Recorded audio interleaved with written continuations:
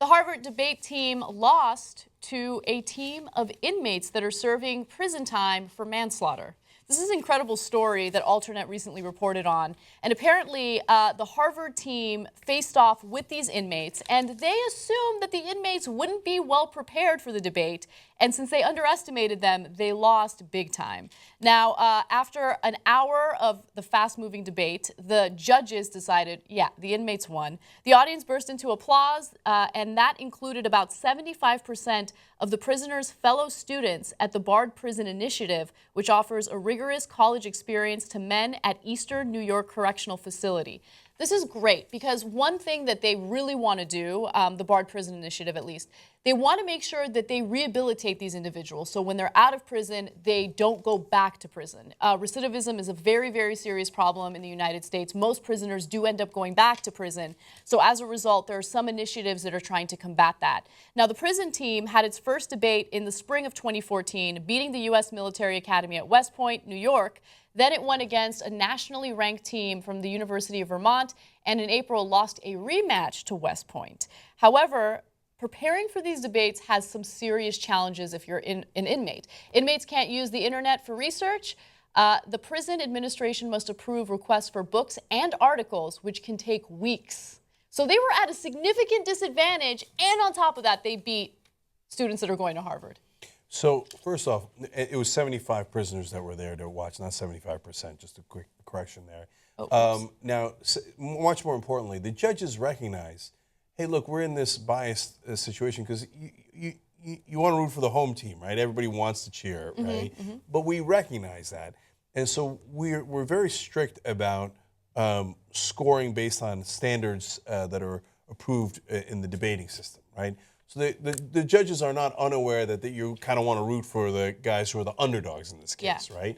And so they took that into account. And that's why they lost to West Point in the rematch, right? They legitimately beat the Harvard debate team, okay? It's crazy. That's amazing. Now, made more amazing by the fact that Anna told you, they don't have the internet.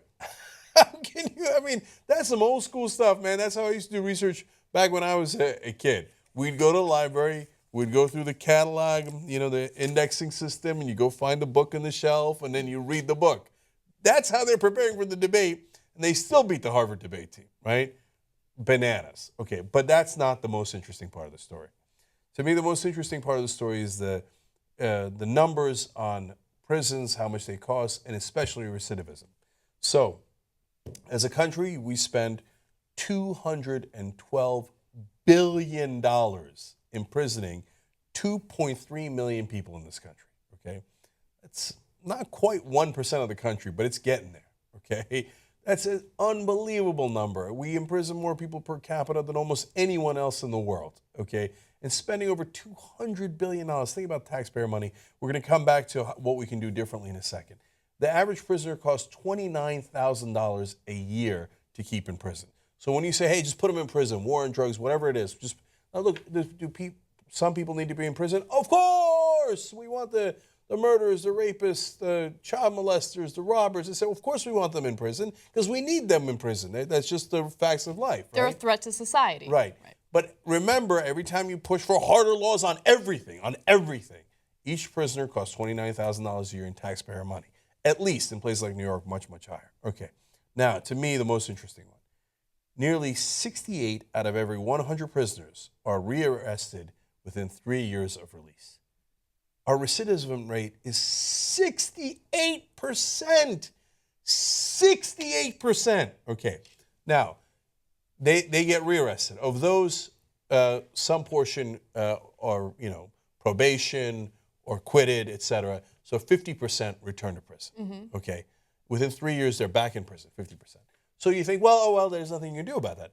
Yeah, it turns out that's not true at all. Because get a load of the numbers Anna's going to read to you. All right. So research indicates that these high and expensive rates of recidivism fall to less than 22% if prisons offer significant educational opportunity to incarcerated men and women. Among formerly incarcerated barred students, less than 2% have returned to prison. Whoa. Think about that, okay?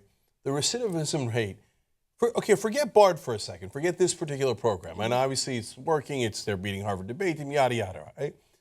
But if you just do education of prisoners, the rate drops from 68% to 22%. That frees hundreds of thousands of people. By freeze, it doesn't mean like, hey, they did something wrong and we freed them. They served their time and they are no longer criminals after that. Recidivism is they didn't do another crime. So you save the person who was going to be the victim of that crime. You save them going back to prison. You save taxpayers $29,000 a year for hundreds of thousands of people, right? Are we mental? Why are we not educating the prisoners? I mean, I know Americans are more barbaric than Europe, and they say, we look at Norway, and I do it too. I look at Norway and I see how comfortable their prisons are, and I go, you crazy, softy Europeans, right? But they're doing it for a reason, because then people don't come back as much. You can't solve everybody's problems, and some people are going to commit crime no matter what. You got the 22% anyway. But if we can reduce it from 68 to 22, how crazy are we that we don't take that action? Yeah, we absolutely should take that action, and you could actually lower the recidivism rate further if you change certain policies for prisoners after they get out of prison. So, for instance, right now, employers ask whether or not someone has been convicted of a felony. If they're convicted of a felony, they're done. If they have that on their record, they're done. They're not going to get a job, right? And so I know people are really uneasy and uncomfortable with hiring someone who has a criminal record, but one of the reasons why people go back to prison is because they don't have any opportunities available to them when they're out. So that's another thing that can help. If I'm a warden, if I'm a governor, I'm in any way related to prisons, I'm like, wait. And I see these numbers. This is the biggest no-brainer of all time. Of course I'm going to educate the prisoners because I don't want them to commit more crimes and hurt more of my citizens, right? And I don't want to pay taxpayer money to imprison them. Why don't we do smart things? Of course you should educate them, not because you like them, not because you want to be friendly towards them, but because it works. It works, but also I don't necessarily think that those working in the prison industry want it to work. I don't think those in law enforcement necessarily want it to work. And look, there's a huge problem with private prisons having a profit motive in imprisoning as many people as possible. But it doesn't matter if you're in a private prison or if you're in a regular prison, right? A publicly funded prison, which, by the way, private prisons are also publicly funded. Those working in the prison industry have an incentive to keep locking people up. So they don't want to lower the recidivism rate. Then they're going to be out of a job. That'll suck, wouldn't it? You can't do that, man. We've got to be more responsible as citizens and as the people who are in charge of the prisons, our government officials, etc. I know they want their jobs, they want their profits, they want all these different things. They want all their goodies that comes with it. We got to end this nonsense, right? You don't end prisons. You just do it in a smarter way. And if it's true what they say about Bard, and I wouldn't just take their word for it. I would do study after study. But if it turns out this particular system lowers your recidivism rate to 2%, every prison in the country should be mandated to do it. Right. Again, it's just one story here, right? I would double check and triple check.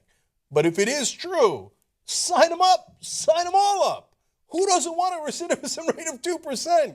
What's wrong with you? Why do you want to hurt your fellow citizens that way?